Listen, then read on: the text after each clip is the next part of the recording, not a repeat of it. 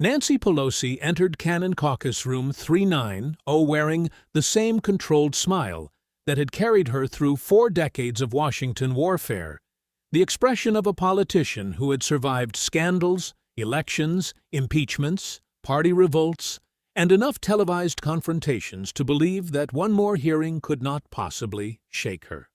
The room, however, was not arranged to celebrate her resume, protect her legacy, or indulge the instinctive deference that power accumulates after 40 years inside the same institution. Chairman John Moolenaar sat at the center. Raja Krishnamurthy remained on the Democratic side, Josh Hawley waited with his binder closed, and Tulsi Gabbard sat nearby with the patience of someone who understood that a witness can destroy herself before the questioning even begins. Pelosi had chosen to appear under subpoena rather than defy it, plead the Fifth, or retreat behind attorneys, because retreat had never been the Pelosi method, and televised combat had long been one of her safest political environments. She walked into that room believing experience was armor, but experience can become arrogance when a politician starts confusing years in power with permanent control over everyone else in the room. When Chairman Moolenaar recognized her for an opening statement, Pelosi did exactly what everyone familiar with her political style expected. She attacked the legitimacy of the proceeding before engaging with the substance of it. She framed the hearing as partisan theater, described herself as an 85-year-old public servant being harassed by Republicans, invoked the Affordable Care Act, Donald Trump's impeachments, her fundraising power, and her 4 decades in Congress as though longevity itself were evidence against scrutiny. Then she turned toward Tulsi Gabbard and made the confrontation personal, dragging in Syria, Edward Snowden, Hillary Clinton, Russia, Tucker Carlson, and every accusation available from years of Democratic opposition research. It was a familiar Washington maneuver, blunt but effective when the room still fears you. Discredit the person asking questions before the questions are asked. Contaminate the messenger so completely that the audience stops listening to the message. Pelosi was not defending a timeline yet, not explaining a transaction, not answering a financial question, because her opening strategy was simpler than that. Make the hearing about everyone except Nancy Pelosi. The problem was that the room did not respond the way powerful people expect rooms to respond. Krishnamurthy did not applaud. Democratic members did not rush to reinforce her attack, and even the body language around the dais suggested something more dangerous than Republican hostility: hesitation from people who were supposed to be naturally sympathetic. Gabbard did not interrupt, flinch, or perform outrage for the cameras, and that restraint immediately created a contrast Pelosi had probably not intended to create. One woman had spent her opening statement expanding the battlefield until it included Trump, Putin, Clinton, Assad, Snowden, Republicans, Russia, and the entire history of American democracy, while the other simply waited for her turn. That difference mattered because the hearing was beginning to expose the oldest weakness in establishment power. When every challenge is answered with a larger accusation, eventually the audience starts wondering why the original question remains unanswered. Pelosi had entered the room trying to control the frame, but the frame was already narrowing around her. When Gabbard was recognized, she did not answer insult with insult, and that made the response sharper. She moved through Pelosi's accusations one by one, acknowledged the public record, defended her own decisions without pretending they had never been controversial, and refused to let the hearing become a referendum on her biography.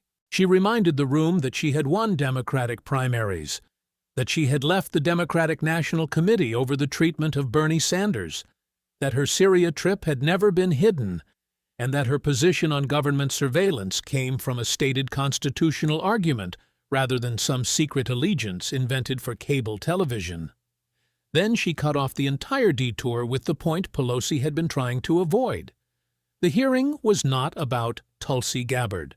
That sentence, without theatrics, stripped away the protective fog Pelosi had spent her opening statement manufacturing, and returned the room to the one place powerful politicians hate being forced to remain: the record. Gabbard then asked to enter something simple into that record: 14 seconds of video from January 6, 2021, recorded by Alexandra Pelosi while her mother was being evacuated from the Capitol. The screens came alive, and Pelosi's own voice filled the room, saying that officials had believed there were sufficient resources, that they clearly had not known what would be needed, and that she took responsibility for not having them prepare for more. No Republican narrator was required, no anonymous source had to be trusted, and no hostile interpretation had to be supplied, because the words came from Pelosi herself on her daughter's camera. Gabbard focused on the 7 words that mattered most. I take responsibility for not preparing for more. Then she invited Pelosi, under oath and on C-SPAN, to repeat publicly what she had already said privately. Pelosi did not say the words. The silence lasted long enough to become its own answer, because 14 seconds in a congressional hearing can feel longer than 10 minutes of prepared testimony when everyone understands exactly what is being avoided. Chairman Molinar noted for the record that the witness had declined the opportunity to acknowledge a statement already publicly attributed to her through verified footage, and the hearing moved forward. That moment did not prove every accusation made against Pelosi, and it did not need to, because politically the damage came from something much simpler. A woman famous for demanding accountability from others had been given a direct opportunity to repeat her own recorded acceptance of responsibility and chose silence instead. For a skeptical audience watching Washington protect itself year after year, that refusal was more revealing than another hour of partisan speeches. But Gabbard was not finished, and the January 6th footage was only the first pressure point. What came next was far more dangerous for Pelosi because it did not depend on tone, memory, ideology, or party loyalty at all. It depended on dates, filings, signatures, stock options, and a timeline the room could verify line by line. And once that timeline began, the hearing would stop being a contest of personalities and become something Pelosi could not dismiss with another speech about Trump, Russia, or 40 years of public service. Gabbard began with the dates, and that was precisely why the atmosphere changed, because dates do not care how long someone has served in Congress, how many fundraisers she has headlined, or how many allies once stood up when she entered a room. November 8, 2022, Pelosi presided over the final House vote on the CHIPS and Science Act, a massive federal intervention directing tens of billions of dollars toward the American semiconductor industry and the company's position to benefit from that industrial policy. November 22nd, according to the disclosure cited in the hearing, Paul Pelosi purchased between $1 and $5 million in NVIDIA call options, and suddenly the discussion was no longer floating in the comfortable fog of ideology, reputation, or partisan grievance. Gabbard did not ask Pelosi to speculate about motives, and she did not need to accuse her of a crime in order to make the timeline politically radioactive. She simply moved from one date to the next and forced Pelosi to confront the most irritating thing in Washington, a sequence the public could read for itself. Pelosi tried the familiar escape route, insisting that she did not follow her husband's investment decisions, but the documents being discussed had been filed in her name and carried her signature. That mattered because the political defense had always rested on distance, the convenient idea that Paul Pelosi was a private investor operating in a separate universe, while Nancy Pelosi merely happened to be one of the most powerful lawmakers in the country. Yet the moment Gabbard connected the filings, the public record, and the timing, that distance became harder to sell as a complete answer, even without making any claim beyond what the documents themselves showed. Pelosi could say she did not discuss the trades, but she could not make the disclosure forms disappear, and she could not erase the fact that the household's financial activity had become a national symbol of everything voters distrust about congressional stock ownership. The more she resisted the narrow questions, the more the hearing exposed the gap between what was technically legal and what millions of Americans considered politically obscene. Then came the numbers, and numbers have a brutal way of making status sound ridiculous. Gabbard cited the Pelosi household's investment performance, the enormous difference between congressional salary income and reported household wealth, and the extraordinary scale of a fortune that ordinary voters could not imagine earning through decades of wages. She did not need to prove that every dollar came from improper information to make the political point, because the point was that the public had been watching members of Congress regulate industries, receive sensitive briefings, shape legislation, and somehow remain legally permitted to trade securities connected to the world they governed. Trump's accusation was then brought into the record as an accusation, not as proof. But the reason it landed was obvious. People had already been asking the same question long before he posted it. How does a political household repeatedly achieve results that make professional investors look ordinary while insisting that the public should stop noticing the coincidence? Pelosi reacted by calling the proceeding a disgrace and a partisan witch hunt. But that response only reinforced the pattern Gabbard had been exposing from the beginning. Whenever the questions became specific, Pelosi widened the battlefield, attacked the motives of the people asking, and treated scrutiny itself as evidence of persecution. Chairman Moulinier cut her off and moved the hearing forward, and the next voice belonged to Josh Hawley, who arrived with a weapon that was less dramatic than an accusation and potentially more dangerous: legislation. Hawley pointed to the bill designed to prevent elected officials from owning and trading individual securities, deliberately carrying the acronym Pelosi, and then reminded the room that the demand for reform was not confined to Republicans. Democratic senators had also supported restrictions because the issue had escaped the usual partisan cage and become a question of institutional trust.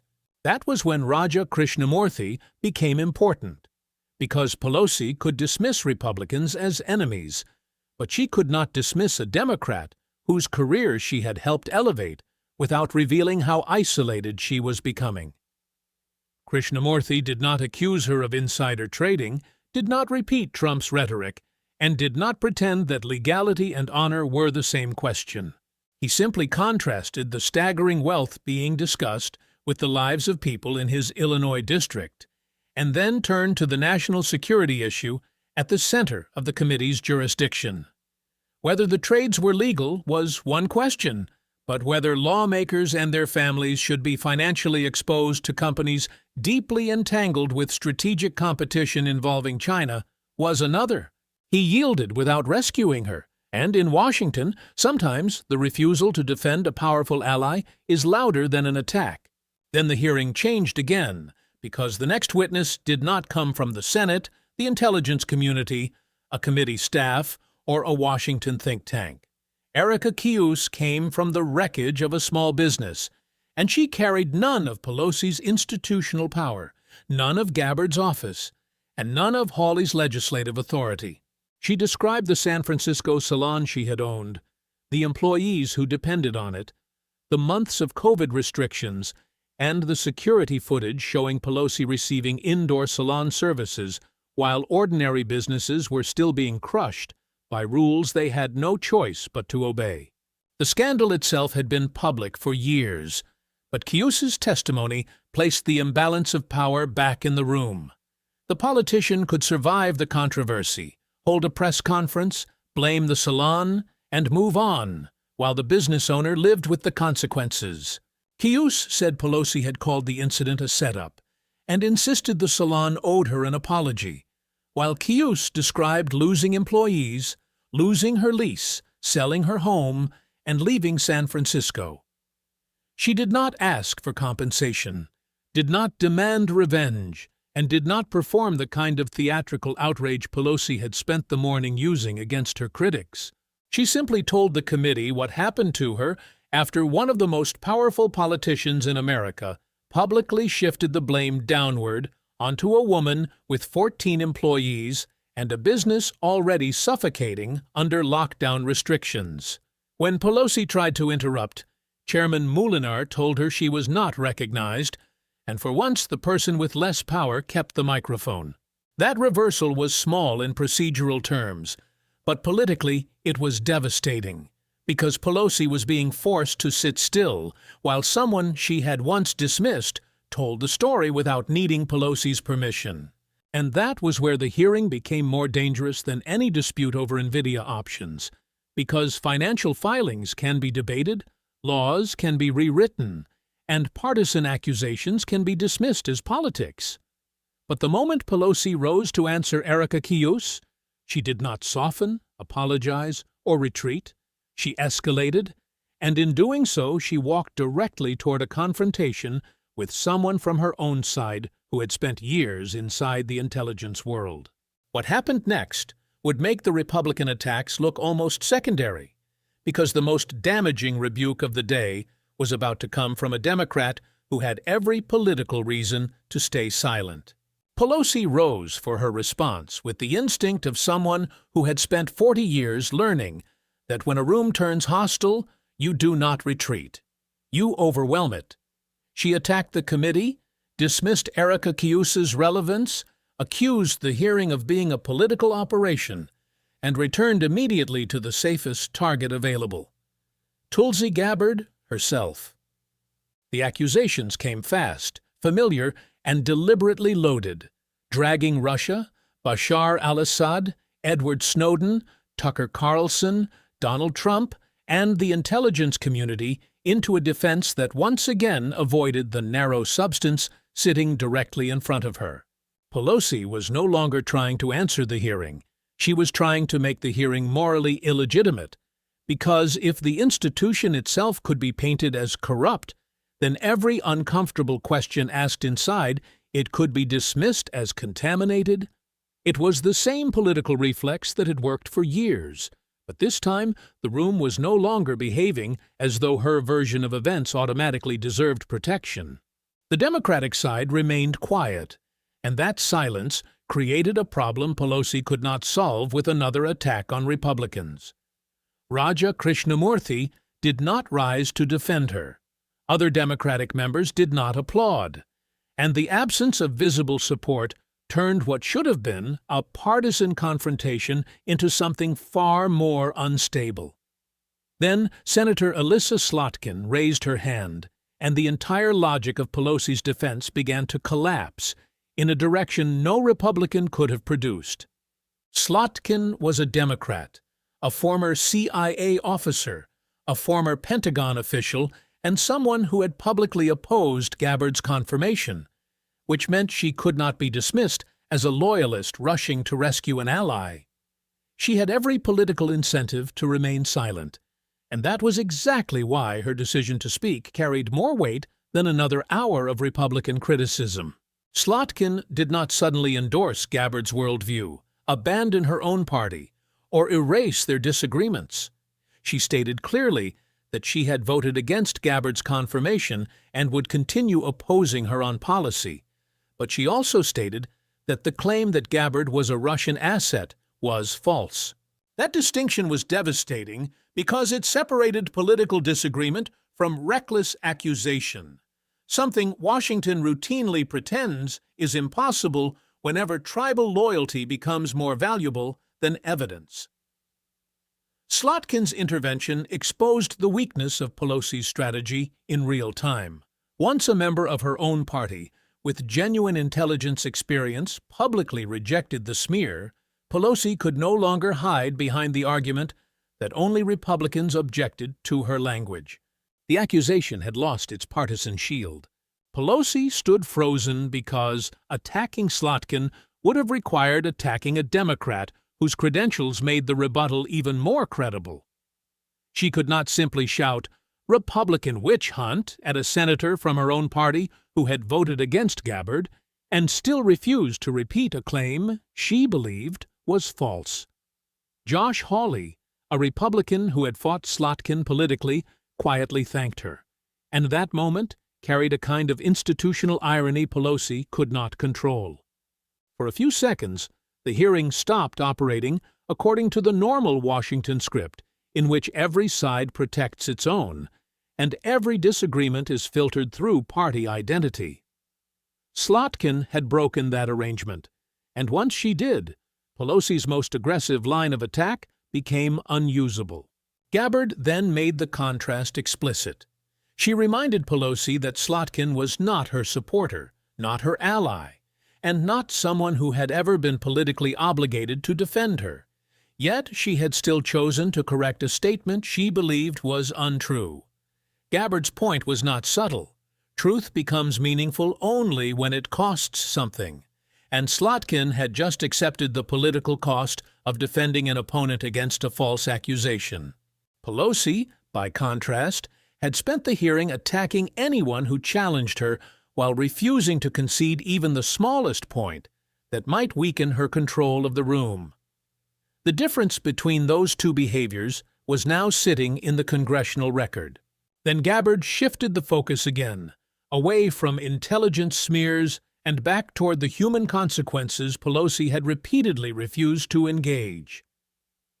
She identified Darren Hoover, the father of Staff Sergeant Darren Taylor Hoover, one of the 13 American service members killed at Abbey Gate during the Afghanistan withdrawal.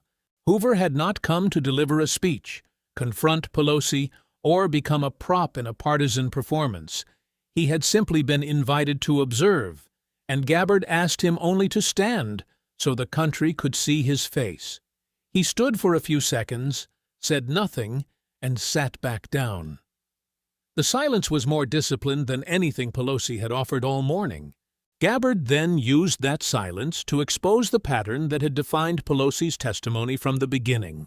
In more than an hour, Pelosi had attacked Gabbard, attacked the chairman, attacked Hawley, dismissed Cayuse, revived the Russian asset smear, and defended her own legacy.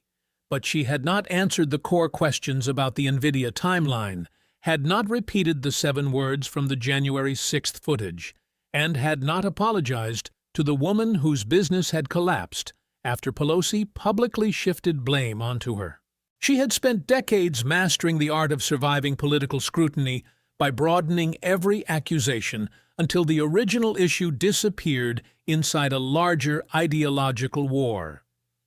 Gabbard's argument was that the tactic had finally become visible enough that the audience could watch it happening in real time. That was when Pelosi lost control. She rejected the lecture, denounced the hearing again, attacked the Republican Party, accused the committee of participating in an assault on democracy, and continued speaking after Chairman Molinar ruled her out of order. The gavel came down once, then again, then harder. But Pelosi kept pushing because yielding would mean accepting that the room no longer belonged to her. Molinar warned that her testimony could be suspended, and Pelosi refused to believe he would actually do it. She had spent 40 years in Congress learning exactly how much institutional pressure other politicians could tolerate. But the next voice into the microphone would prove that she had miscalculated the one person she still assumed would never cross the line. Because the motion that could end Pelosi's testimony was not about to come from Josh Hawley, Tulsi Gabbard, or John Molinar. It was about to be supported by the Democrat whose career Pelosi had helped build, and the moment Raja Krishnamurthy opened his microphone, the hearing stopped being a partisan attack and became something far darker for her, an internal abandonment she could no longer explain away. Raja Krishnamurthy leaned toward his microphone with the calm of a man who understood that a few words could end a political relationship built over nearly a decade. He did not raise his voice, did not deliver a speech, and did not perform outrage for the cameras. He simply told Chairman Molinar that if it would assist the chair, the ranking member would second a motion to suspend the witness's testimony. That was the moment the hearing changed from confrontation to abandonment, because Pelosi could dismiss Hawley as a Republican, Gabbard as an enemy, and Molinar as a partisan chairman, but she could not explain away the Democrat she had endorsed and helped elevate. Krishnamurthy had campaigned beside her, benefited from her political support, and served as ranking member with her blessing. Yet, when the choice became defending Pelosi or preserving the authority of the committee, he chose the committee. Washington is full of alliances built on convenience, but few things expose the fragility of power faster than watching a longtime ally decide, on live television, that loyalty has finally become more expensive than separation. Pelosi turned toward him and waited for the rescue that never came. Krishnamurthy did not look back, and when he formally moved to suspend her testimony, the gesture carried more force than anything shouted from the Republican side because it confirmed what the room had been signaling all morning. Pelosi no longer controlled the people she assumed were still inside her orbit. For several seconds, she stood motionless. Then finally